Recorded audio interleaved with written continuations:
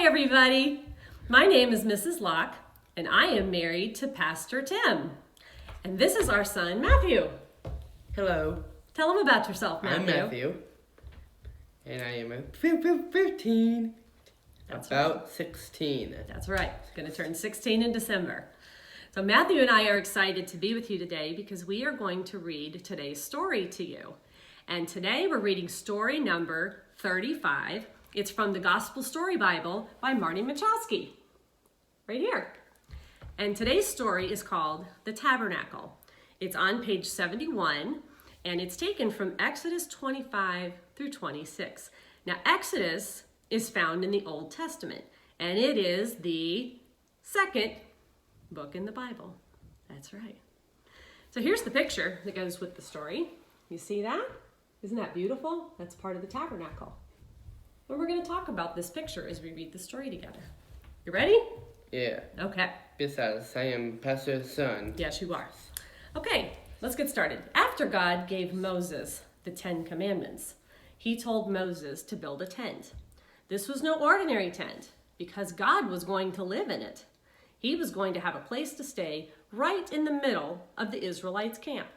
And he was going to travel with them as they entered their new home in Canaan. God said this tent would be called a tabernacle. Inside, there would be special pieces of furniture, and God told Moses exactly how they should be made. Since this was God's house, everything had to be just right. God said to Moses, "Go and ask the people for the things we need to make the tabernacle and everything in it. I want each of them to give what their hearts want to give. I want everyone to have a part in making this place where I will live.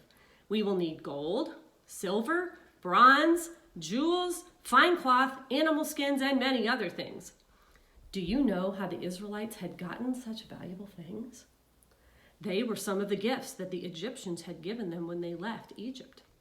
Certain people were chosen to build the tabernacle and everything in it. The tent was one large room divided into two by a special curtain called a veil. The larger section was called the Holy Place, and the smaller square room was called the Most Holy Place, because that was where God's presence stayed. The veil, or the curtain that separated the Most Holy Place from the rest of the tabernacle, helped the Israelites understand that God was holy. He could not live among sinful people. The outside walls of the tabernacle were not like the walls of our house, because it was a tent. Instead, the walls were heavy curtains that hung on wooden poles. Layers of cloth and animal skins formed the roof of the tent to keep out the rain. Whenever God told the people to move their camp, the tabernacle could be taken apart to travel with them. Men from the tribe of Levi would pack up the main tent and the courtyard fence and everything inside and set it up again wherever God commanded. Inside the most holy place where God's presence lived was a special piece of furniture called the ark. Yeah. The ark is the picture that we saw. Would you like to see the ark again? That's the what? The ark. That's right. It's very, very special. The ark was a reminder of God's presence. It was a chest made of acacia wood, covered with a thin layer of pure gold. On each side were 2 gold rings and 2 wooden poles covered with gold to slide through the rings. You see it again? See the poles? They go right through the rings. That's right. These poles were used to carry the ark so that no one would need to touch it, since this was where God's presence rested. The cover to the ark was called the mercy seat. It was made of solid gold. Can you imagine that? That's right. It had statues of 2 cherubim or angels, one on each side. They faced each other with their wings spread out over the mercy seat. See the angels? Spread out over the mercy seat. That's right. God said to Moses, "Put the mercy seat on top of the ark, and inside the ark, put in the things I will give you. That is where I will meet with you and give you the commands I have for the people of Israel." So did you know that in John's gospel, God uses the word tabernacle to describe how Jesus came to earth. He tells us that Jesus came down from heaven to live, or tabernacle among us. When God told Moses to make the tabernacle as a place for him to live, it pointed ahead to the day where Jesus would come to live with us. So one of the names that Jesus has is Emmanuel. And do you know what the name Emmanuel means? Do you know? Do you guys know? I don't know if they know. We'll tell them.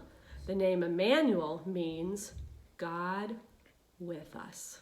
Yeah. So God is always with us, isn't he? So let's talk about it. What does the ark represent?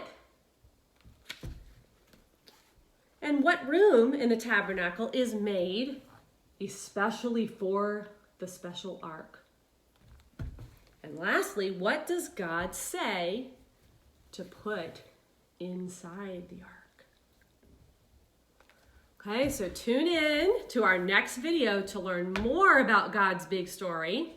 And if you're following along at home in your long story short devotional, we're on week 35. And on Monday, you could start on day 1. Wasn't that a good story? Yeah. I like that story about the tabernacle and about how God is Emmanuel, which means God, what? Is in heaven. He is in heaven and he is with us. Yeah. Right? Thank you for listening to our story. In our hearts. In our hearts, he is everywhere. God is with us, isn't he? That's a good story. Thanks for listening, guys. Yeah. All right. Subscribe and like the subscription below if you know what does it mean. There you go. Bye. Bye.